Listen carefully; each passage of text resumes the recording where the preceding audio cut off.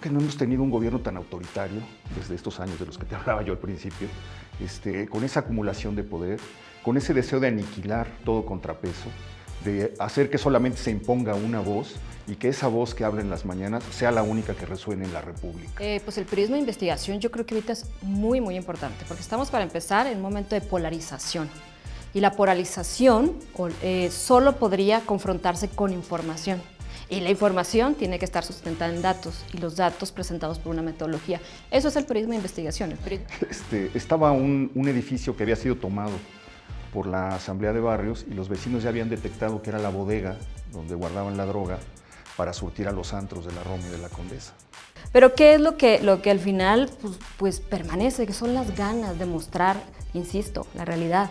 Yo no me imagino irme a dormir sabiendo que tengo una información, no sé tú, Héctor, que es importante, que puede cambiar alguna realidad, que puede revelar algo para que tenga consecuencias, e irme a dormir y decidir no sacarla.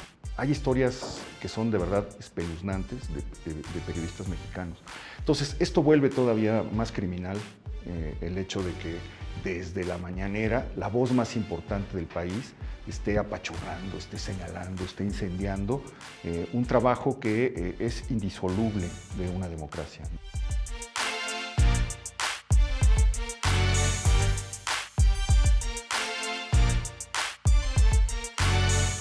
El periodismo de investigación nos permite saber en dónde estamos parados. Nos regala un panorama real que solamente a base de indagación y fuentes verídicas podríamos resolver. Hoy México, sin las y los periodistas, estaría aún peor de lo que estamos presenciando. Un México en donde se gobierna agrediendo e injuriando periodistas, sin importar que es el país número 1 con periodistas asesinados aún más que en países con guerra. Por eso, el día de hoy invitamos a dos grandes periodistas de investigación, Sandra Romandía y Héctor de Mauleón. Vamos con ellos. Con ustedes, Laisha Wilkins y Max Kaiser. Y para despabilarnos, Sandra Romandía y Héctor de Mauleón. ¡Que empiece el show!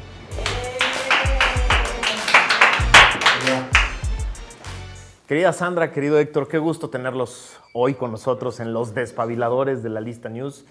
Estamos muy contentos porque es un momento muy importante para el periodismo de investigación. Estamos en un momento oscuro, ¿no? Es decir, el país, México, hoy con datos duros es quizá el país más peligroso para ejercer el periodismo. Tenemos al presidente de la República desde la mañanera señalando a periodistas. Ahorita platicábamos, Héctor y yo, cuántas veces llevábamos los que estamos aquí de haber aparecido en las mañaneras. Y sin embargo, necesitamos al periodismo de investigación. ¿Qué es? Platícanos, Sandra, ¿qué es el periodismo de investigación y por qué es tan importante? Bueno, pues gracias por la invitación y por tus palabras, gracias a los tres. Pues el periodismo de investigación yo creo que ahorita es muy, muy importante, porque estamos para empezar en un momento de polarización. Y la polarización solo podría confrontarse con información.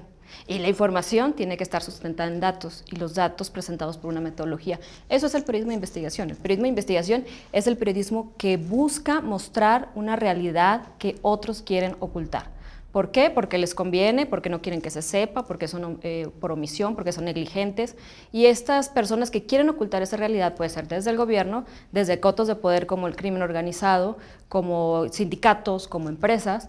Y el periodismo de investigación hace eso, busca, indaga y sobre todo cuenta la realidad, porque estamos seguros que la realidad está subcontada. Es decir, todos vamos caminando pensando que entendemos lo que está pasando, que el gobierno anunció esto, que las calles funcionan así, que se compraron estos semáforos, pero en realidad, debajo de toda esa superficie, hay quienes están poniendo de acuerdo para darse contratos entre los compadres, con precios excesivos para quedarse con una lana. Hay grupos de policías que se están poniendo de acuerdo con un cártel para controlar un territorio y cobrarle piso a las personas, etc.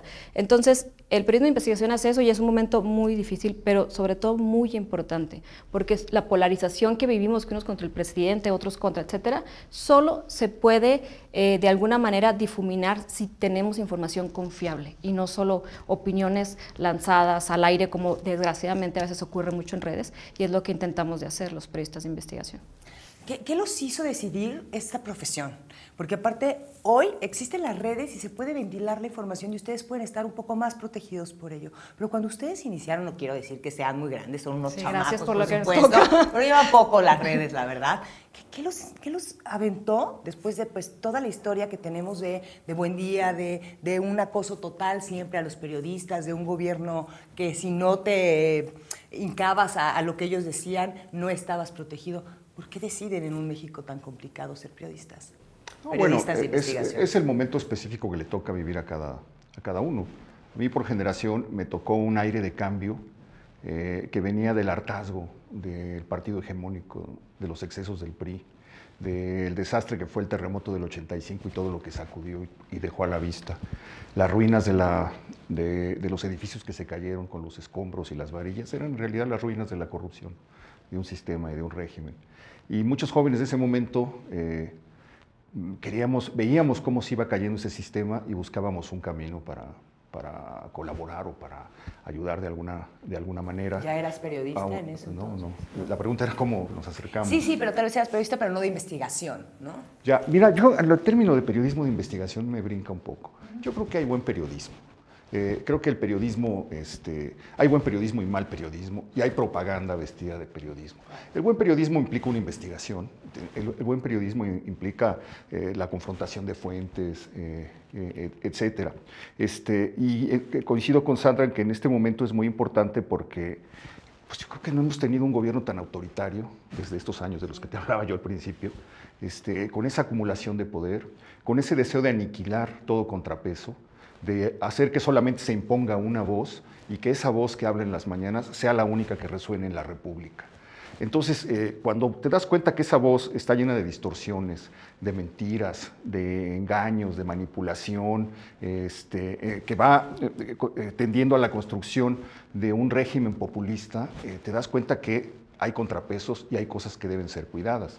Una de ellas, creo que la gran batalla, en un momento en el que la oposición parece borrada, porque no identificas un discurso de oposición con el cual te puedas identificar claramente como ciudadano, o por lo menos grandes sectores de la sociedad no lo encuentran, lo que te queda es eso.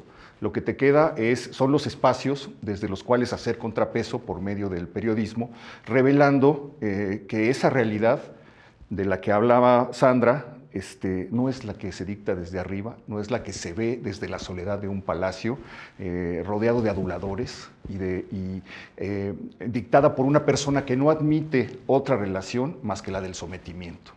Entonces yo creo que ese es el punto relevante de la prensa hoy. Es incómodo en un país donde el crimen organizado ejerce la violencia contra los periodistas. Es incómodo en un país donde los funcionarios de todos los niveles, desde los municipales, estatales, de corporaciones federales, etcétera, ejercen la violencia contra los periodistas. Es incómodo en un país polarizado, donde los mismos ciudadanos ejercen la violencia contra los periodistas que no dicen lo que ellos quieren que digan. Y es difícil en un país donde todos los días los periodistas somos atacados desde la más alta tribuna, como se dice hoy. Y no respaldados por los ciudadanos. Porque nosotros nos respaldáramos de una mejor manera, compartiendo y leyendo su información, entonces están respaldados por los ciudadanos y no estamos respaldándolos. Perdón, Sandra, tú, como mujer, mucho más complicado, una mujer criada en el norte, ¿no? Con una formación mucho más dura, mucho más juiciosa por parte de la sociedad. ¿Qué te avienta y cómo lo haces? ¿Y qué tan complicado ha sido ser periodista, mujer de investigación? Híjole, pues ser mujer en el periodismo, en un oficio que ha sido dominado y liderado por hombres durante décadas, lo publicó hoy en Opinión 51 en estos días, pues describo un poco, para empezar ya solo entrar a reportear ese medio es, estos temas son para ti, estos temas no son para ti, tú no vas a hacer esto, tú sí vas a hacer esto. Hay una división en cuanto al género de responsabilidades, incluso de capacidades. Yo nunca tuve una traba, si tú eres mujer, tú no puedes ser directora, tú no puedes hacer este reportaje, digamos, de una manera tan explícita o con una barrera así por género. Pero sí hay una cultura que solo crecer en ella y que a las mujeres les den la fuente de salud y a los hombres la política, etcétera. Eso lo he visto en mis 20 años de carrera, ¿no? Pero ¿qué es lo que al final pues permanece? Que son las ganas de mostrar, insisto, la realidad. Yo no me imagino irme a dormir sabiendo que tengo una información, no sé tú, Héctor, que es importante, que puede cambiar alguna realidad, que puede revelar algo para que tenga consecuencias, e irme a dormir y decidir no sacarla. Obviamente hay ocasiones, a lo mejor, perdón que me meta aquí como moderadora, que uno decide por prudencia no hacerlo, no sé. Fíjate cómo dirige el... Perdón, por eso no ponen a las mujeres. Sí. No sé si te ha pasado, Héctor, seguramente que hay momentos en los que a lo mejor por prudencia no publicas algo, porque de plano creo que la vida es primero y sin vida no hay periodismo. Pero es muy difícil en mi caso, y yo lo veo en muchas generaciones de nuevos reporteros que van entrando a los medios que dirijo, irse a dormir o frenar una investigación que creen que las está llevando a contar una historia extraordinaria, fuertísima, que revela algo que a todos como ciudadanos nos atañe, nos preocupa, y sobre todo que si se da a conocer, pues va a cambiar de alguna manera algo las cosas. Es una venia que se tiene que mover, ¿se nace con ella? Creo que sí. Decía Héctor ahorita, hay mal periodismo y buen periodismo, y estamos muy mal acostumbrados en este país a que periodistas son los cuates que agarran los boletines de prensa del gobierno y los refritean y los ponen, o los que van a la mañanera y nada más, digamos, reportan lo que dijo el señor de la mañanera. O lo que le mandaron. O lo que le mandaron a decir, o lo que le mandaron a preguntar, ¿no? Ese, digamos, es el mal periodismo.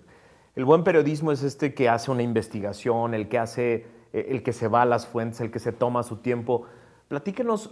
Platíquenle a la gente cómo se hace una buena investigación, cómo nace un tema, cómo llega a ustedes un tema y dicen, este está chingón, a este le voy a entrar, vamos a empezar a sacarlo, cómo se va construyendo, cuáles son estas reglas de... ¿Hay límites? Exacto, hay límites. ¿Cuáles son estas reglas de tiene que haber 3 fuentes porque si no, no lo saco? Platíquenos cómo funciona este proceso.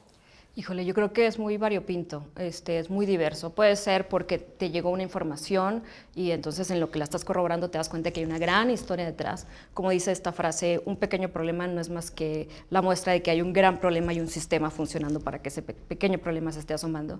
La otra es por denuncias, por supuesto. Y recuerdo yo grandes reportajes como el de Carlos Paredes, ganador del premio Gabriel García Márquez, que alguien afuera del canal fue y le tocó el carro, le dijo, tengo una información muy importante, y dice él, yo ya me iba a ir, estaba súper apurado, y algo me dio que dije, a ver, voy a escuchar a este señor. Y a raíz de ahí desató toda una investigación que al final terminó en uno de los principales premios de América Latina.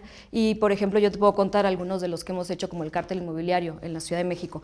Nace a raíz del sismo del 2017, igual como un poco recordando lo que pasó en el 85, por qué edificios nuevos están tan dañados, etcétera, y fue sentarnos y decir, a ver, vamos a investigar todos y cada uno, y de pronto encontramos que los funcionarios del mismo gobierno de la Ciudad de México, con Miguel Ángel Mancera, estaban construyendo y dándose permiso y quitándose las sanciones y todo con empresas ocultas, y al final encontramos un esquema de 35 empresas todas relacionadas con el mismo grupo de funcionarios, pero ahí fue porque saltó el tema. Y hay en otras ocasiones, obviamente, que es por observación, que te pasan un tip que dices, híjole, sí puede ser algo muy bueno. ¿Participa la ciudadanía, por ejemplo, hoy en esas redes? No, mucho. Mucho, ¿no? Mucho. Hay mucha gente que está inconforme con lo que está ocurriendo y busca un canal para que eso se sepa, y eso también se vuelve muy emocionante. Yo un día llegué a mi oficina y había un sobre con unas fotos que había dejado alguien. Y ¿Eran tuyas? No hubieran sido interesantes. Estaba un edificio que había sido tomado por la Asamblea de Barrios, y los vecinos ya habían detectado que era la bodega donde guardaban la droga para surtir a los antros de la Roma y de la Condesa.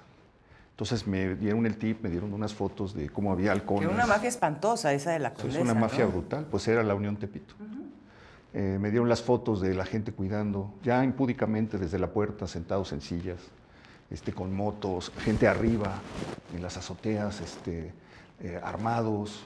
Pues era una cosa impresionante, y no estaba pasando en la frontera de Matamoros, o estaba pasando... Frente a los ojos de estaba todos. En la Colonia Condesa, atrás de una taquería muy famosa. Entonces, pues comencé a preguntar, y salió una historia de terror.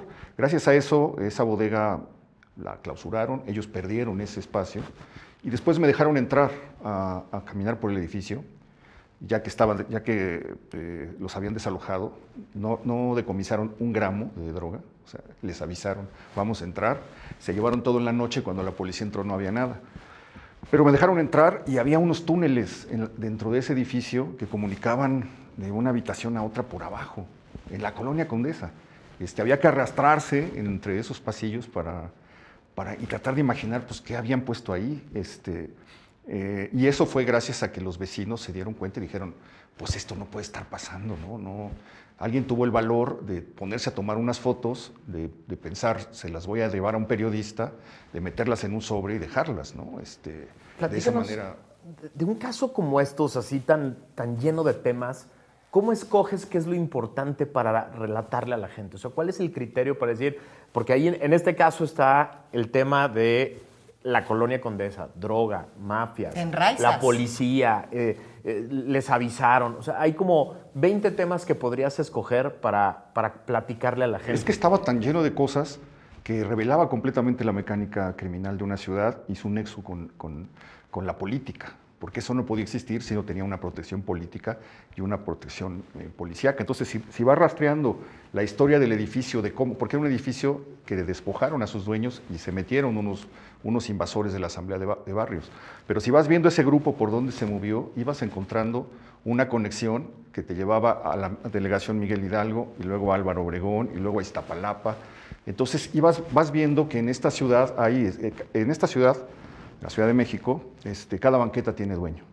Alguien la usa, alguien es de su propiedad y recibe un dinero por eso, el de la banqueta, el que te deja estacionar el coche. El del carrito de los dulces. Todos van, el vendedor ambulante, etcétera, y todos van reportando hacia arriba. Entonces es una maquinaria de producir dinero de manera ilegal, dinero que no deja rastro y que luego se usa para enriquecimiento personal, desde luego, pero también para la política. Es decir, este dinero es el dinero que corre por debajo de la mesa y casi la mitad de las cosas que pasan en la ciudad vienen de dinero ilegal. Entonces, esa cosa era tan claro lo que revelaba de la ciudad que había que pues, poner todos los aspectos en la nota, ¿no? ¿Qué espera un periodista como ustedes cuando sale una nota con todas estas aristas que involucra a tantas personas? O sea, ¿cuál es la expectativa? Que se involucren las autoridades, que truene algo, que alguien caiga, o sea, o el periodista en lo único que está pensando es que la gente se entere. Sí, yo creo que no estás pensando en la caída de un gobierno o algo así, no estás pensando en eso, simplemente estás pensando en revelar algo, en dar a conocer algo que está afectando a la gente para que la gente lo sepa. Y al mismo tiempo al hacerlo, pues se lo dificultas, lo haces imposible. Ellos perdieron un edificio y perdieron una bodega, y eso fue pues un golpe para esa organización criminal, ¿no? Sí, hay una disyuntiva. Sí, hay una disyuntiva, porque uno espera que haya repercusiones, pero a la vez no puedes ponerte de activista a decir, aquí están las pruebas, procesenlos, ¿no? Entonces solo presentas la historia y de ahí... ¿Y si han tenido repercusiones en alguno de los casos? Porque han llevado casos fuertes, tú sobre todo, Sandra. Yo creo que los dos, ¿no? No, bueno, pero tú has tenido amenazas. Sí, yo creo que en ambos casos. Intentos como hasta de públicamente, que se metan a tu casa y todo eso, ¿no? Hasta públicamente se sabe, sí, yo he tenido amenazas, he tenido personas esperándome afuera de mi casa, he tenido y otros episodios. El más reciente fue ayer, le platicaba ahorita a Héctor de Mauleón, que no me gustaría revelarlo, pero sí hay, y de alguna manera pues eso te obliga a cambiar tu manera de vivir. Eso. ¿Es posible crear una familia? ¿Es posible tener una pareja? ¿Es posible tener hijos arriesgándose tanto? Porque al final del día llevará la responsabilidad del riesgo de sus hijos, ¿no? Sí. No, te cambia la vida. Yo tuve que recurrir al mecanismo después de eso porque me llegaron amenazas. Y el mecanismo me buscó y me dijo, hicimos un análisis y pues esto sí se ve serio. Ese mecanismo, pues la verdad es que es totalmente absurdo, perdón que lo diga, pero es que pues se vuelve una invasión de tu vida. Tienes unas personas ahí. Que te están revisando, que saben todo lo que haces al final del día, ¿no? Y que están oyendo, que están reportando a dónde vas, con quién te reuniste, etcétera. está como completamente mal armado. Yo no aguanté más que 3 meses esta cosa. A los 3 meses pedí que retiraran la protección, porque lo que yo creo es que si ellos tienen ubicado de dónde viene la amenaza y quién la está haciendo, pues tendrían simplemente que neutralizarla. Tú no tienes por qué andar por las calles en una camioneta con 3 personas, con 3 personas. Llamando la atención. Sí.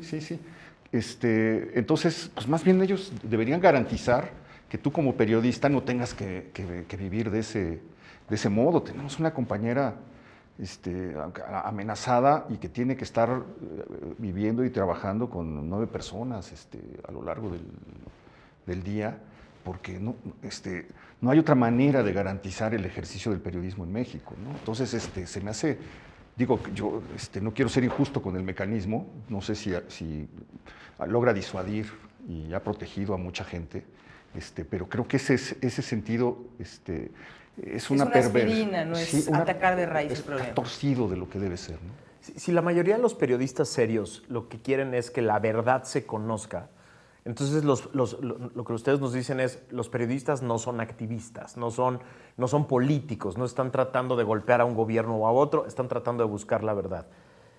¿Qué pasa en un país en el que el presidente dice que es violencia contra el proyecto, es atacarlo a él, cuando un periodista revela la verdad? ¿Cómo se distorsiona entonces la función del periodismo cuando una persona con un cargo de esa magnitud dice, el periodismo que me critica les dice mercenarios, les dice sicarios, les dice corruptos, o sea, les dice de varias maneras, les pone conceptos y adjetivos que tienen otras, que se usan en otros lugares, ¿no? Un sicario o un mercenario no es un periodista.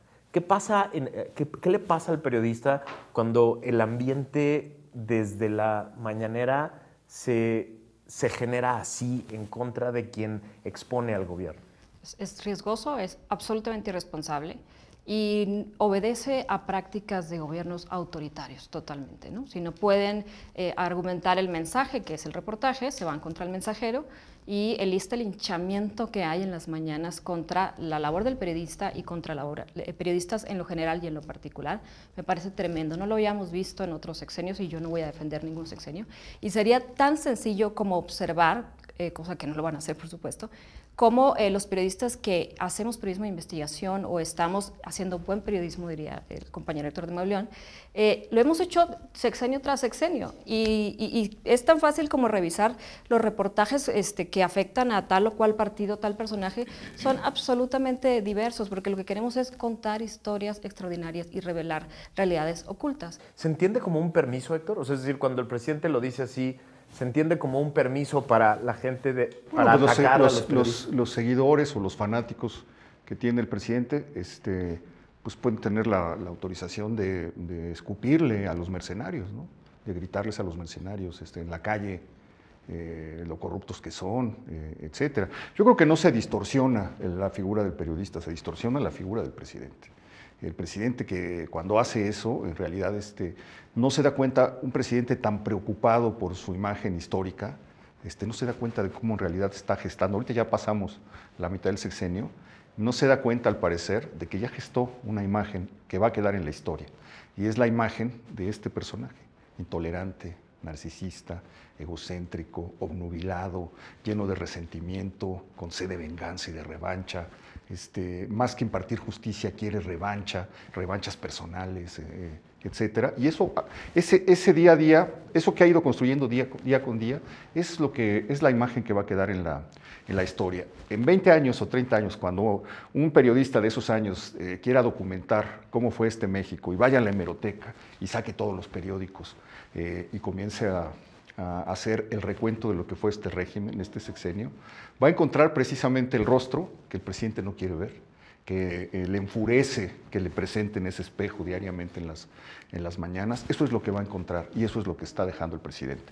Un país con una violencia infinita en contra de periodistas, un país lleno de zonas silenciadas, en las que no sabemos qué está ocurriendo porque ya los periodistas callaron o se desplazaron o se autocensuraron, como comentaba Sandra, como un recurso para salvar la vida.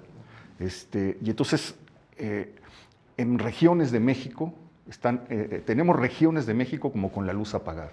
Ahí hay cuartos oscuros donde no sabemos absolutamente, suponemos, imaginamos, qué está pasando, pero no sabemos exactamente qué es. Son zonas de Guerrero, son zonas de Sinaloa, son zonas de Michoacán, son zonas de Zacatecas, son zonas de Guanajuato, son zonas de Tamaulipas, Sí, Sonora. definitivamente. Creo que hoy, quien es periodista en un gobierno tan inquisidor, en un gobierno tan agresivo, es un héroe definitivamente. Pues no. Yo siempre quise ser periodista, pero les voy a contar que cuando empecé a acercarme a los casos, tal vez no me importaba meterme a la guerra, pero sí engancharme emocionalmente con los casos, porque son seres humanos.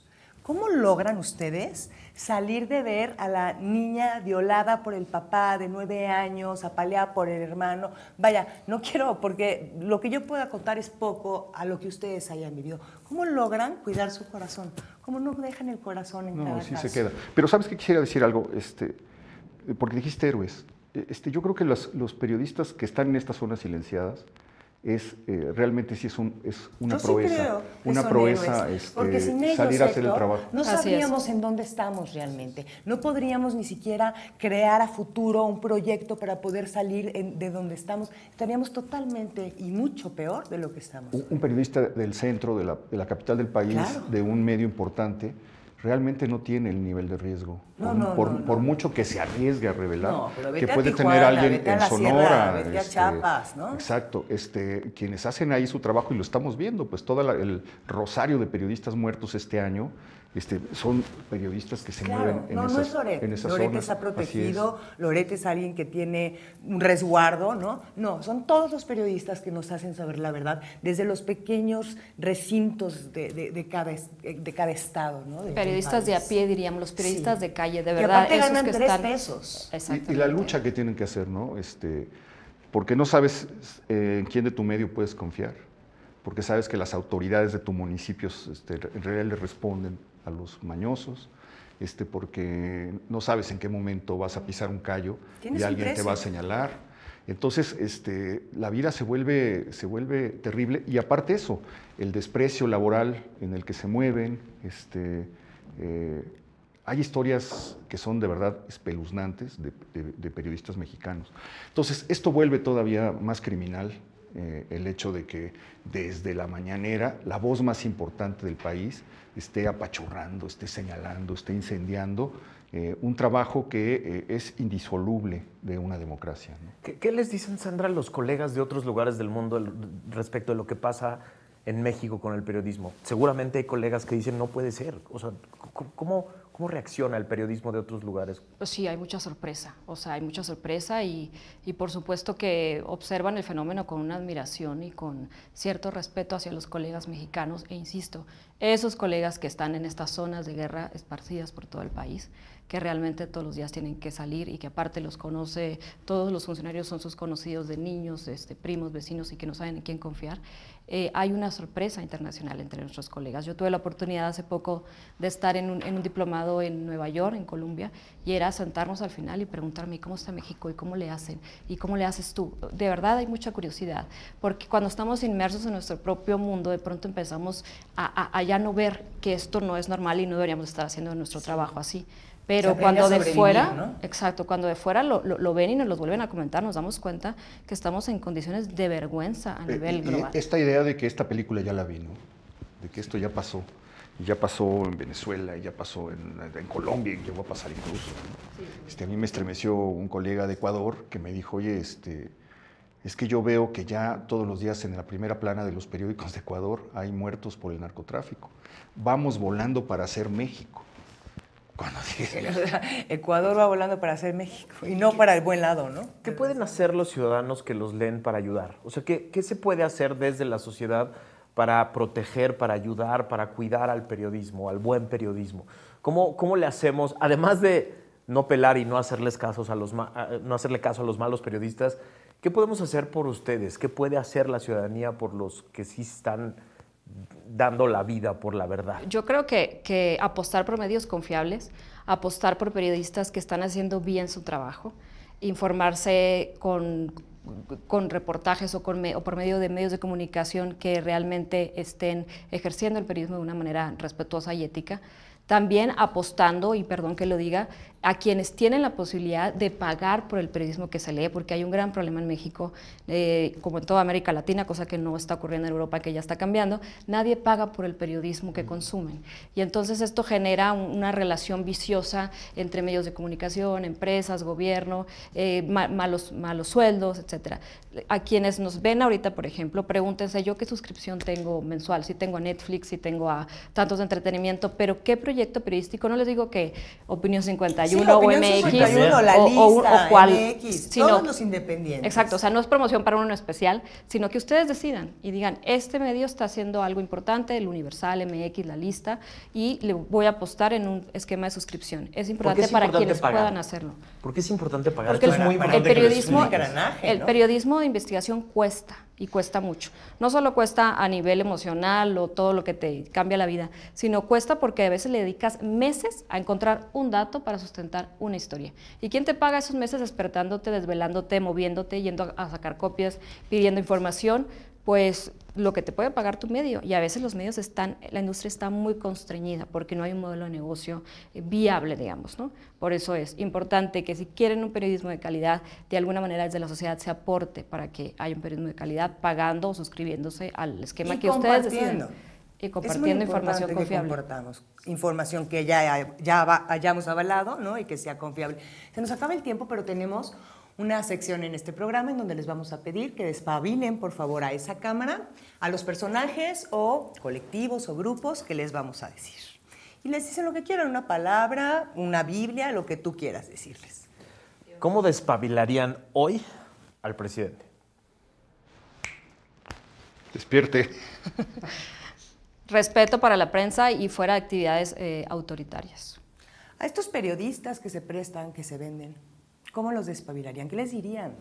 No, es que, mira, yo creo que estos personajes los lectores los identifican. Yo sí creo que los lectores inmediatamente saben en quién pueden confiar. Pero no sé si en la sierra de Chiapas, de donde nada más llega el discurso del presidente y de estos pseudo periodistas, tengan esa capacidad, porque es la única información yo que creo les que en llega. la sierra de Chiapas no los ven, ni nos ven a nosotros.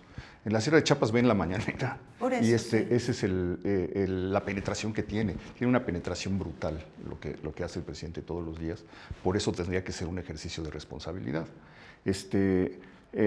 Y luego, por otro lado, están los convencidos. Pues es que los convencidos ya están convencidos y no hay manera de que cambien. Se ha dado un proceso que ha sido muy interesante de cómo los entusiastas de 2018 han ido perdiendo entusiasmo y han ido aceptando la decepción que ha sido este gobierno. Ha sido un proceso muy doloroso, muy lento. Claro, porque venían acarreándolo de generaciones, ¿no? Sí, y ahora, si te das cuenta, bueno, pues... los Empiezan 30... a mediar con su ego para aceptar la responsabilidad. Sí, y creo que todavía faltan 2 años de topes contra la pared de un gobierno ciego que no corrige. Y eso, lamentablemente, va a ir cambiando el humor social. Los mexicanos que somos hoy, así, el carácter que vamos a tener, el humor social que vamos a tener después de un año de crisis económica, ya se empieza de a más notar de en las violencia, calles. va a ser distinto. Y ya un gobierno de saliva no va a poder remediar eso. Va a hacer falta otras cosas, ¿no? ¿Cómo despabilarían a los dueños de los grandes medios de comunicación? Las pilas para que encuentren modelos de negocio sustentables y se les den buenas condiciones de trabajo a los compañeros. ¿A la comunicación de la presidencia? Que haga un reemplazo, porque pusieron a una persona que es completamente fiel, leal, abyecto con el presidente, pero no entiende la naturaleza de la responsabilidad que está desempeñando. Ya sé que no lo van a hacer y que van a ir juntos hasta el final, hasta el abismo, pero eso ya quedó registrado en la historia. Y finalmente, ¿cómo despabilarían a los ciudadanos mexicanos? Despierten, infórmense de fuentes confiables, apoyen el buen periodismo, tomen los datos que les sean útiles para su toma de decisiones y hagan todo lo posible por tener los ojos muy abiertos y hacer lo que puedan por apostar a la democracia y por formar nuevas generaciones más despiertas, perdón que repita la palabra, y sobre todo más decididas, que tengan capacidad de análisis. Pues muchas gracias, la verdad es que tienen nuestro corazón, tienen todas nuestras redes para poder compartirlos con ustedes. Sin gracias. ustedes, México sería un México distinto. Ustedes son la oposición y de verdad son unos héroes. Muchas gracias por acompañarnos. Muchas Gracias por estar aquí. Gracias.